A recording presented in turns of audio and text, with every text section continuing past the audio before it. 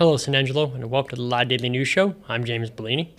In news today, a couple of city managers have been arrested in the Big Country, and a settlement has been reached in a wrongful death lawsuit in San Angelo. Today, we have two interviews, one with Jana Johnson, the other with Jessica Skinner, which we'll get into after this message from Jim Bass. Truck Month is on at Jim Bass Ford. Right now, all new 25 Ford F-250 Super Duties are $9,000 off MSRP. Power, performance, and pricing you won't find anywhere else.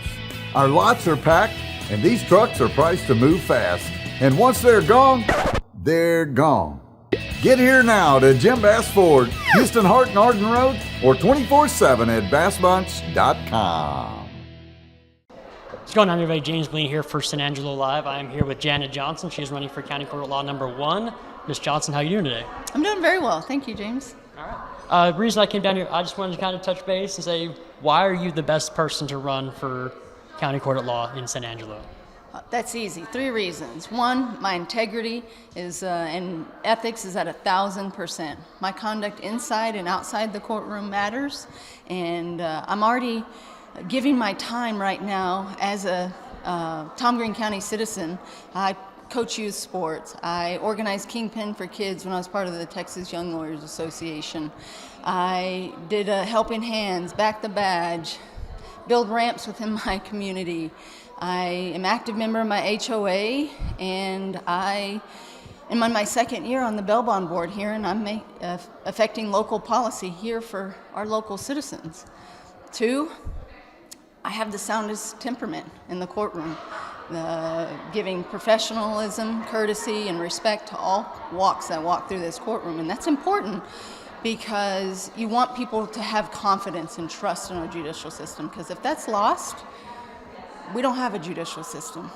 And 3rd, I'm the candidate with the broadest legal experience that practices almost every area of law that this judge will preside over. So I can hit the ground running, making judicial decisions, not just on family or criminal law like my opponents, but I can make decisions on probate, which is the second most area of law that this judge will preside over. And when the other opponents have been asked probate questions, they either 1, didn't answer the question, or 2, didn't even take the mic to answer it. And I have the broadest legal experience to keep this courtroom running efficiently without affecting due process. All right.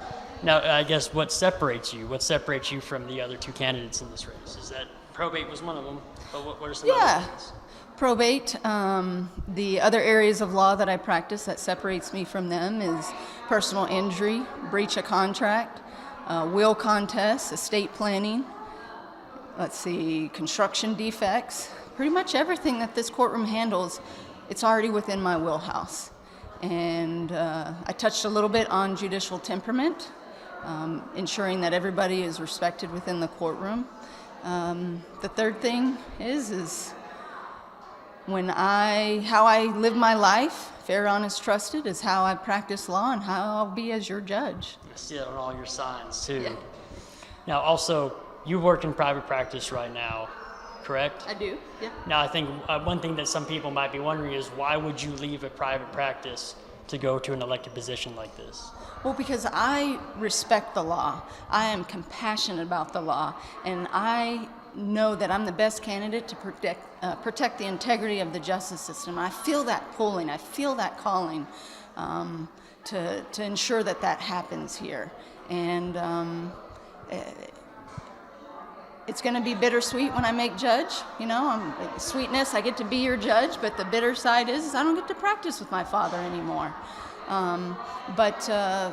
This is my next way of being a servant to the people of Tom Green County and our Lord above, to ensure that our integrity of our justice system is protected. You kind of touched on compassion, and that's maybe not something people think of when they think of the courts. Is there some gray area when interpreting the law, or is it just one way or the other? Well, it depends on whether that law is clear. Absolutely, there's no other way to interpret it than how it's written. You must uphold that law. But where it is ambiguous, that's where your discretion gets to come into play a little bit more, and you look at the statutory text of the the way the legislator wrote it, the purpose of it, and making sure that you're upholding that purpose, and past case prior decisions to make sure that you're upholding prior case law. All right. So, Ms. Johnson, one more time, why should people vote for you? You should vote for me because I have 1,000% ethics and integrity.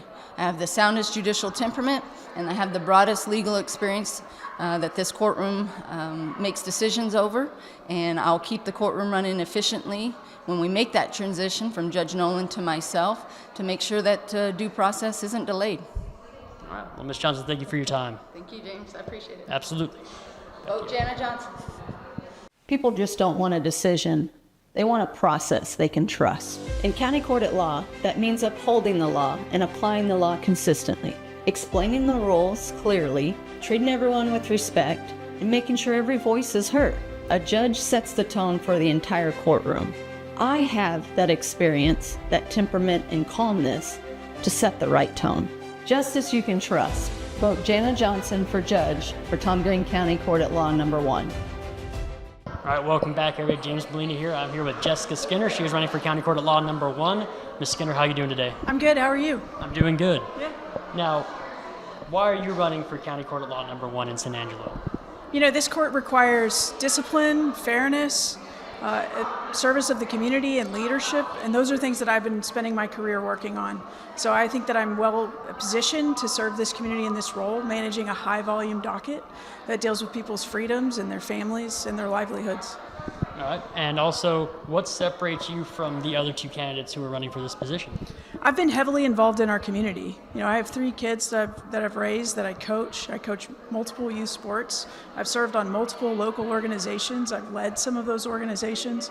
I've spent the last year reimagining how our CPS system collaborates with our community to better serve our children and families. And those are just the ways that I've been serving our community during my career. But as a professional, I'm also a leader in my profession. I've authored and spoken at conferences teaching other lawyers. I chair the grievance committee where I'm evaluating evidence on disciplinary issues and ethical complaints with other attorneys. And I'm the only candidate that's board certified and built my own practice. So I know how to manage a payroll, know how to manage a budget, and know how to do a high volume docket with excellence. Now, one thing I think people in San Angelo might like to know is you're leaving a private practice for an elected position, correct? Correct. Why would you leave something where you could potentially make a little bit more money, or maybe that's not what your goal is, but why would you leave a private practice for an elected position? We're called to be stewards to our community, so I'm always trying to find ways that I can do that and do that well. You know, currently in my career, over 15 years of practice, I've served individuals, but one at a time. You know, my expertise and the experience that I've gained, I think is now in the best position to serve our community in this role as the county court at law judge. All right, and also you said you work with CPS, there's a lot of probate that goes on. That can get pretty nasty between, you know, the 2 parties. How do you go about interpreting that with the law, and is there any gray area to try to have maybe some compassion towards both people that are involved? It's really important in the line of work that I do. I mean, being board certified in family law, I have spent my career in high conflict cases. There's a lot of emotions, there's a lot of factual issues, and there's application of the law that needs to be disciplined with people's liberties and their constitutional rights, while also safeguarding our children and families and creating stability in our community. You know, I've done that enough, and as a trial attorney, I mean, you're not just living in your echo chamber with your client. You have to anticipate what the other side is bringing, so that leads to hard conversations, and you have to anticipate what the court is looking for. And when you've done it enough, you have an idea on what those policies are, how things work, and when you've done it for so many years as I have, you also get to see how it plays out. So I have a unique position to be able to avoid mistakes that others may not see, and give rulings that will stand the test of time. And also, nope, y'all are all right. Also, one last thing, just 30 seconds. Why should the people of San Angelo vote for you? You should vote for me because I'm ready on day one. You know, this is a high volume docket where some things are routine, but some things are very challenging. You need to have a judge who's committed to always learning, to innovating, to modernizing, and knows how to apply the law in a way that's going to have rulings that stand the test of time. I'm the only candidate that's board certified. I'm the only candidate that built my own law practice that's positioned to manage this office, and I can do that with discipline and integrity and in a way that serves our children and families. That's what I've built my career on. I've earned that trust, and I'm asking for the voters to vote for me and see the work that we've already done and not just rely on promises of what we promise to do tomorrow. Ms. Skinner, thank you so much. Thank you so much. Absolutely. Thank you. Into the news, a wrongful death lawsuit alleging negligence against Carade Meadow Creek LLC, doing business as Meadow Creek Nursing and Rehabilitation, has reached a settlement after mediation, with final documents pending and a case set for dismissal in March 2026 in Tom Green County. The suit, filed by David Goad, claimed the nursing home's failure to properly monitor, reposition, and care for a 75-year-old resident following a COVID-19 hospitalization at Shannon Health System led to severe pressure ulcers that progressed to stage 4 intensive surgery, prolonged suffering, and eventually his death. An expert report concluded the facility violated standards of care and that proper treatment likely would have prevented the injuries, and parties have reached a settlement agreement. And 2 city managers of the Abilene area were arrested within 10 days of each other. Irvin Sonny Campbell, city manager of Anson, was booked into Taylor County Jail in Abilene after being arrested by the Department of Homeland Security and is being held without bond, though no details about the charges have been released. Also, Roger Wayne Brown, Clyde city manager, was arrested on February 17th in Austin on a charge of unlawful carrying of a weapon in a prohibited place and resigned from his position shortly after. And we'll get into weather after this message from Jay Chandler.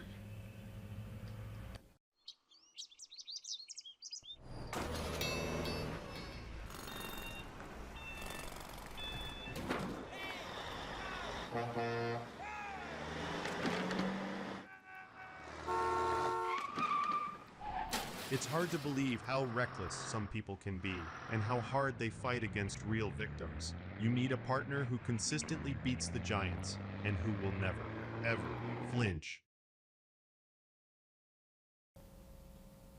Into the weather, right now it's 80 degrees outside with a high of 83 and a low tonight around 48. Tomorrow the high will be right around the same mark at 84. Then at night the low drops down to about 54. Over the weekend the highs on both Saturday and Sunday will be 88 and the lows will be 58 and 48 respectively.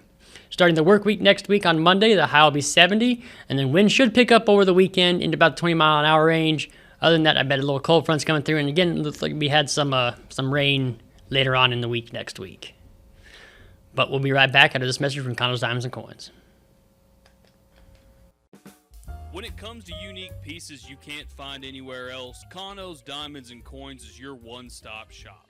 With over 24 years in the diamond and coin industry, Condos, Diamonds, and Coins is West Texas's choice for diamonds, jewelry, coins, silver, and gold.